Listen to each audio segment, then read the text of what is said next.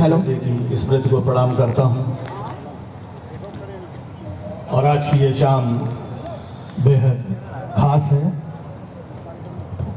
मुझे सौभाग्य प्राप्त हुआ कि आज ऐसे कार्यक्रम में मुझे आमंत्रित किया गया। हमारे बहुत सारे लोग मंच पर बैठे हुए हैं। गुरुजी को प्रणाम करता हूं, चरण स्पर्श गुरुजी। हमारी बड़ी बहन जूही जी, हमारे धौरहरा से सांसद आनंद भदौरिया जी, वर्मा जी, बहुत सारे लोग हैं। सबका अभिवादन करता हूं। और ये मेरे लिए राजनीतिक कार्यक्रम नहीं है कि बहुत सारे लोगों का नाम ना ले पाऊँ। तो कई बार होता है ना, राजनीतिक कार्यक्रम में सबका नाम लेना पड़ता है, और जिसका नाम भूल जाओ तो फिर वो आपको 15 दिन तक याद रखता है ना। तरह तरह से याद करता है, कभी फेसबुक पे याद करेगा, कभी इधर याद करेगा, कभी उधर याद करेगा। तो चलिए, मैं वैसे बहुत ज़्यादा भूमिका नहीं बनाता हूँ। बहुत छोटी छोटी बातों से जो ऑब्जर्व करता हूँ वो आपके बीच में रखता हूँ। मेरी बातें आप लोगों तक पहुँचे और आप जहाँ से आए थे वहाँ वापस पहुँचे अपनी अपनी जगह पर। तो आप लोग पूरा आनंद लीजिएगा। मैं छोटी छोटी बातें रखता हूँ। भगवान प्रभु श्री राम के चरणों पे नमन करता हूँ, प्रणाम करता हूँ, क्योंकि भगवान राम के बिना कुछ भी नहीं हो सकता। कुछ भी संभव नहीं है प्रभु राम के बिना, यहाँ तक कि चुनाव भी।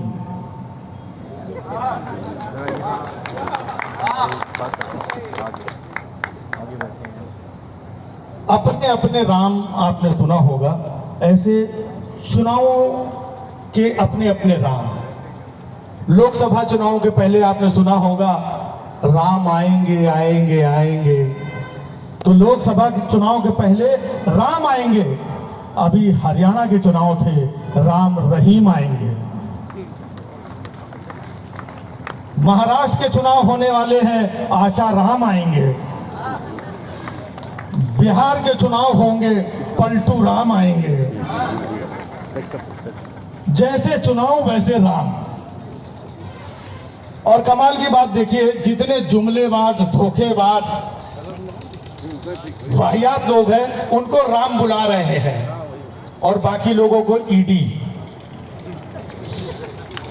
सीबीआई। विकास बहुत हो रहा है हमारे देश में। इतना विकास हो रहा है कि पूछिए मत। ओवरफ्लो हो रहा है विकास का। कई जगह तो विकास गिरा पड़ रहा है, भरभरा रहा है विकास। मंदिर से पानी टपक रहा, संसद से पानी टपक रहा, एक्सप्रेस वे धंसा जा रहा, पुल गिर रहे, मंदिर का सोना पीतल हुआ जा रहा है। और साधना में, तपस्या में कोई कमी रह गई हो तो बताओ।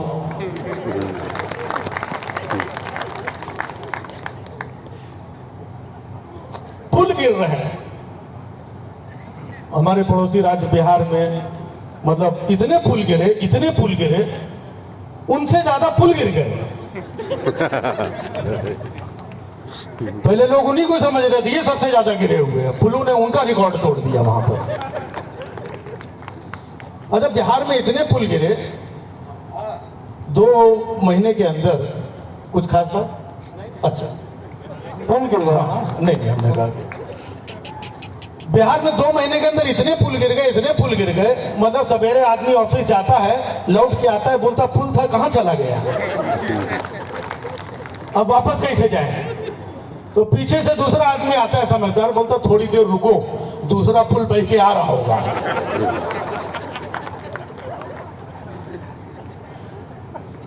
इतने पुल गिर रहे हैं। अब आदमी मछली पकड़ने के लिए नदी में कांटा डालता है, वहां पर तो 2 ठो पुल बाहर निकल आते हैं। एक मछली ने तो पुल को राखी बांध दिया। बोलती भैया आपने नदी में कूद के अपनी जान ले दी, हमारी जान बचा ली भैया। ये हालत है पुल। मतलब इस लेवल पे कुछ पुल तो उद्घाटन के पहले ही गिर गए। इतने स्वाभिमानी पुल थे वो। मतलब उन्होंने नदी में कूद के जान दे दी, लेकिन अपने आप को किसी को टच नहीं करने दिया। तो बताइए ना कि विकास इतना भरभरा रहा है, हमारे यहाँ महाराष्ट्र में सर एक शिवाजी महाराज की मूर्ति लगाई गई, पुतला लगाया गया कई 100 करोड़ रुपए लगा करके, और इस बार अभी उसका उद्घाटन भी हमारे प्रधानमंत्री जी ने किया था। इस बार जब दोबारा गए तब तो वो पुतला गिर चुका था, पुतला गिर गया करोड़ों रुपए का। अब पुतला गिर गया तो पहली बार ऐसा हुआ कि साहब ने जाके वहां पे माफी मांगी, क्योंकि चुनाव है, शिवाजी महाराज हैं, बोले हमसे गलती हो गई, माफी आपी मांगी उन्होंने वहां जाकर। तो मैंने सोचा अगर किसी चीज के गिरने से लोग माफी मांगने लगे और ये परंपरा चालू हो गई तो सबसे ज्यादा हालत तो नीतीश कुमार की खराब हो जाएगी। इतने पुल गिरे, माफी मांग मांग के कमर टेढ़ी हो जाएगी। पुल नंबर 1 चाचा माफ कर दो, हे पुल महाराज माफ कर दो, हो पुल काका माफ कर दो, पुल भैया माफ कर दो, पुल माफ कर दो। माफी मांग रहे थे, पीछे से उनका सेक्रेटरी आया, बोला मुख्यमंत्री जी माफ करना। बोले तुम काहे की माफी मांग रहे हैं? बोले अभी जिस पुल से आए थे ना हम लोग।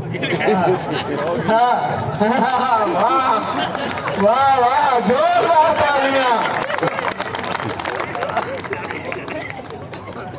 बोले जिस पुल से आए थे वो भी पुल, ये हरगांव रेलवे लाइन के बाद वाला, बोले वो भी पुल। बोले कोई बात नहीं, यहाँ तक आए हैं तो इस पुल गिरी गया है तो इससे भी माफी मांग ही लेते हैं। बोले बात माफी मांगेंगे नहीं, ये चिंता ये वापस कैसे जाएंगे। बोले कोई और पुल नहीं है? बोले यहाँ से 25 किलोमीटर दूर है। बोले चलो उसी से निकल चलेंगे। बोले नहीं, उस पुल का पहले ही फोन आ चुका है कि पहले हमसे माफी मांगो। बोले वो तो गिरा नहीं है, अभी माफी कैसे मांगे? बोले बोला है कि जैसे ही आप गुजरोगे हम गिर जाएंगे। बोले लेकिन एक बात है कि मान लो पुल में गुजरने से पहले ही पुल गिर गया तब क्या होगा? तो बोले कोई बात नहीं मुख्यमंत्री जी, पलटी मार लेना। बोले फिर से पलटी मार ले, कितना नाम सब खराब हो रहा है, फिर से पलटी मारेंगे अच्छा लगता है। और पलटी मारेंगे, यहां तो पुल गिर रहा है, दिल्ली में सरकारें न गिर जाएगी।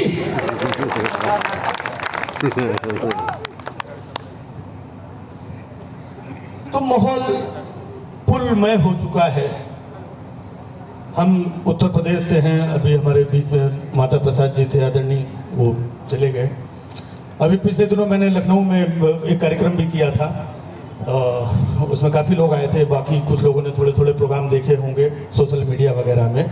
मेरा एक शो है नॉन बायोलॉजिकल कॉमेडी शो, वो करता हूँ मैं। अच्छा देखा था आप लोगों ने? अरे काफ़ी लोगों ने देखा है। अरे सबने देखा है। हाँ, तो अब मैं वो शो करने कहीं पर जाता हूँ, नॉन बायोलॉजिकल कॉमेडी शो, तो लोग पूछने लगते हैं नॉन बायोलॉजिकल कॉमेडी कैसी है? हमने कहा 10 साल से देश में चल रही है, तुम्हें पता ही नहीं। हमारे देश में भगवान कृष्ण और भगवान राम के ऊपर का मॉडल लॉन्च हो चुका है, क्योंकि भगवान कृष्ण और भगवान राम भी बायोलॉजिकल थे। लेकिन कुछ भी हो, हमारा देश आजकल बाबुओं के सहारे चल रहा है। नीतीश बाबू, चंद्रा बाबू और राजा बाबू, इनके सहारे चल रहा है। आजकल तो राजा बाबू को हमें नींद नहीं आती है जब से ये 2 लोग आए हैं। क्यों? क्योंकि पहले तो हमारे देश में सिर्फ रुपया गिर रहा था, अब बहरूपिया भी गिर रहा है। जो कहते थे आत्मनिर्भर बनो, वो खुद ही 2 लोगों पे निर्भर हो चुके हैं। इस चक्कर में नींद नहीं आती, रात में दूरबीन लेके देखते रहते हैं नीतीश बाबू सो रहे हैं कि नहीं सो रहे हैं, चंद्रा बाबू सो रहे हैं कि नहीं सो रहे। इसी चक्कर में रात के 4 बज जाता है। अरे हमने कहा सो जाइए, नीतीश बाबू ने तो बोला है कि अब हम इधर आ गए हैं तो सब दिन इधर ही रहेंगे ना जी। बोले दिन का टेंशन नहीं है, रात को लालटेन की रोशनी देख के इनकी आंखें चुंधिया जाती हैं। अब जैसे तैसे 4 जब नींद आने लगती है उनको, तो पता चला यहाँ उत्तर प्रदेश 9 से घंटी बजने लगती है, टन टन टन टन टन टन। क्योंकि इस बार चुनाव में लोकसभा में उत्तर प्रदेश से ऐसी घंटी बजी है, ऐसी घंटी बजी है कि दिल्ली में नींद हराम है।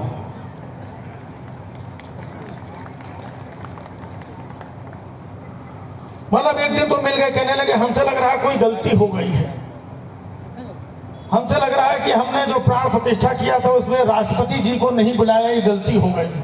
हमको लग रहा है हमने शंकराचार्य जी को नहीं बुलाया, गलती हो गई। हमको लग रहा है कोई तो गलती हुई है। हमने कहा आपको क्यों लग रहा है कोई गलती हुई है?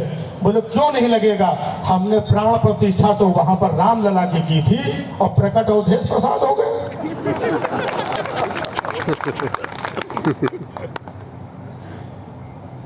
ये लाइनें आप तक पहुंचनी होंगी कि जितनी पूजा तपस्या ये लोग इतने साल से कर रहे थे, अब इनको प्रसाद मिलना शुरू हो चुका है।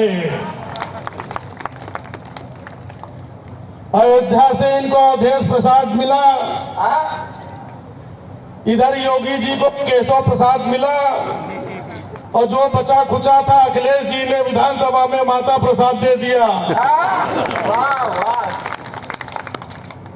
एकदम प्रसादम प्रसाद चल रहा है। अब सबसे ज्यादा परेशान इसलिए कि इन्हें बहुत परेशान है। एक तो जब से हम चुनाव हारे हैं तो राम का नाम भी नहीं ले रहे हैं, अयोध्या की तरफ मुड़ के भी नहीं देख रहे हैं, अयोध्या जा भी नहीं रहे हैं। और अखिलेश जी को देखो, ये अयोध्या वाला शिला जो है यहाँ फ्रंट रो में संसद में लाके स्थापित कर दिया।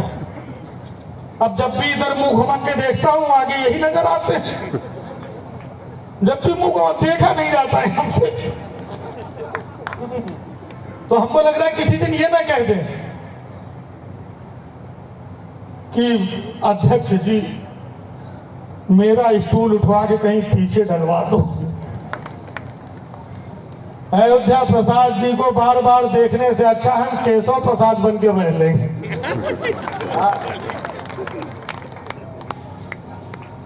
अच्छा, आपने देखा कि चुनाव के पहले तो ये अक्सर मंदिर, कभी उद्घाटन, फिर मंदिर, फिर जाके लेट जाते थे, फिर उनका कार्यक्रम चल रहा। चुनाव के बाद तो कोई मंदिर का नाम नहीं, ना गए, कुछ नहीं। बल्कि इस बार चुनाव के बाद वहां चले गए, जय जगन्नाथ का नाम ले रहे हैं, गए नहीं मंदिर। हमने कहा वो नहीं गए तो क्या हुआ, मैं जाता हूं मंदिर। और मैं गया मंदिर, मैं अयोध्या गया। अयोध्या में जैसे ही स्टेशन से नीचे उतरा, मुझे वहीं पे भगवान राम मिल गए। हमने कहा प्रभु धन्य हो गए, आप तो यहीं पे मिल गए, लेकिन आपका इतना भव्य मंदिर बन गया है, वो छोड़ के आप यहाँ क्या कर रहे हैं? बोले बच्चा मंदिर में पानी टपक रहा है।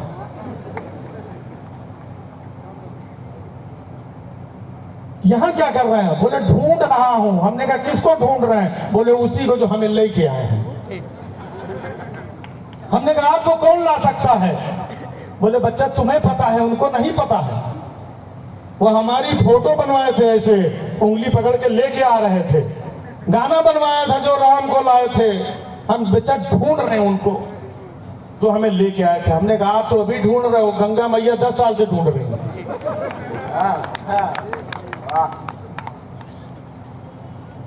हमने कहा जब आपको सब कुछ इतना मालूम है। बोले नहीं मालूम तो है सब, लेकिन बताइए कोई काम तो तरीके से होना चाहिए। अंडर कंस्ट्रक्शन मंदिर में हमको शिफ्ट करके निकल लिया। अभी ना गुंबद बना है, ना फर्स्ट फ्लोर बना, नीचे शिफ्ट करके निकल लिए।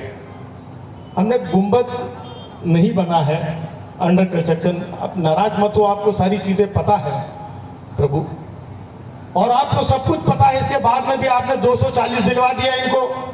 बोले नहीं बच्चा हमारे ऊपर गलत मत समझो, हमने तो 140 ही दी थी। हम तो खुद टेंशन में है कि बाकी के 100 लाया कहां से ये।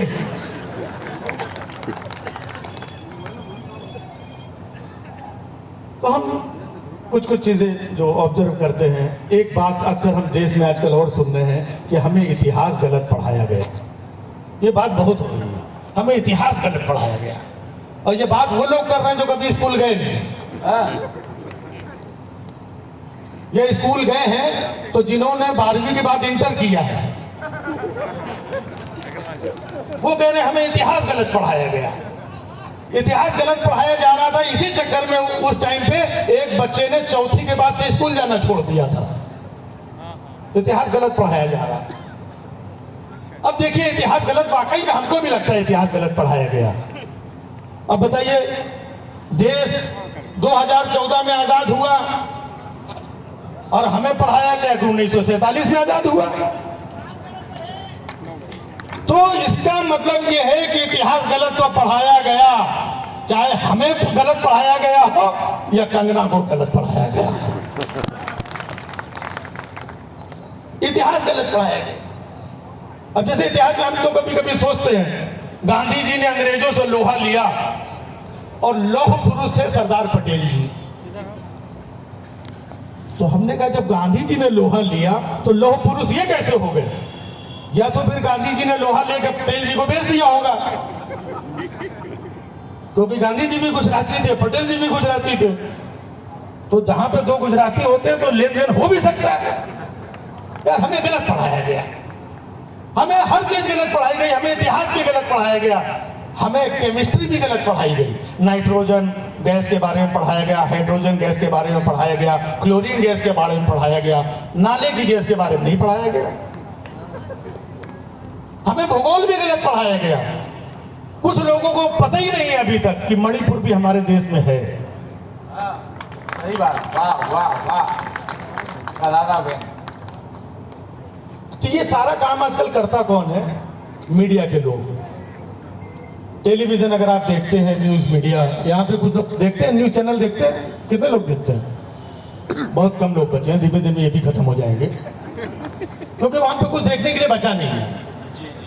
न्यूज चैनल यही तो सब गलत न्यूज, खबर, माहौल बिगाड़ने का काम करते हैं।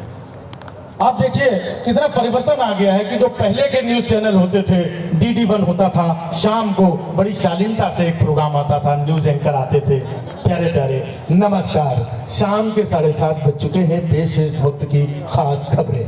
प्रधानमंत्री 2 दिवसीय विदेश यात्रा के लिए कल जापान रवाना होंगे। पेश है 4 शहरों के मौसम का हाल। इतने आराम से बोलते थे। आज आप शाम को 8 बजे टीवी खोल दीजिए, आपने रिमोट चलाया, नमस्कार। हाँ भैया क्या हुआ? नमस्कार, आप देख रहे हैं देश का नंबर 1 चैनल। नमस्कार ऐसे कौन नमस्कार करता है? आप देख रहे हैं देश का नंबर, हमने चैनल चेंज किया, दूसरे चैनल पे गया, वहां पर भी आप देख रहे हैं देश का नंबर 1 चैनल, हमने चैनल चेंज किया, तीसरे चैनल पे गया, आप देख रहे हैं देश का नंबर 1 चैनल, चौथे चैनल, आप देख रहे हैं हर चैनल नंबर 1। हमने कहा कमाल है, जितने भी 2 नंबर के लोग हैं सब नंबर 1 बने घूम रहे हैं। वाह वाह वाह वाह वाह।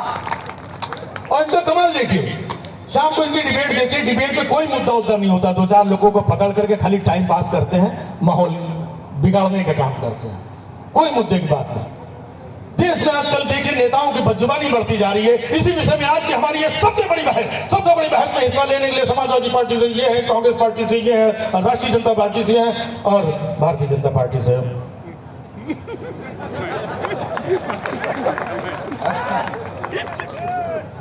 हाँ आप ये बताइए, अब देखिए पूछता है, आपको समझ में नहीं आएगा कि न्यूज एंकर है कि दरोगा है कि थानेदार है कि हवलदार है कि वार्डन है कि जेलर है क्या? आप बताइए किस तरीके से नेताओं की बदजुबानी बढ़ते जा रही है, इसके बारे में आपकी पार्टी क्या कहना? बताइए, आप बताइए। नहीं देखिए नहीं बताइए। नहीं मैं कहना चाहता हूँ, नहीं कहना नहीं, बताइए। पता ना, देखिए जो नेताजी ने कहा, नहीं नेताजी ने जो कहा वो तो हमने सुन लिया, आप अपनी बात बताइए। देखिए मैं ये वो नहीं देखिए बताइए।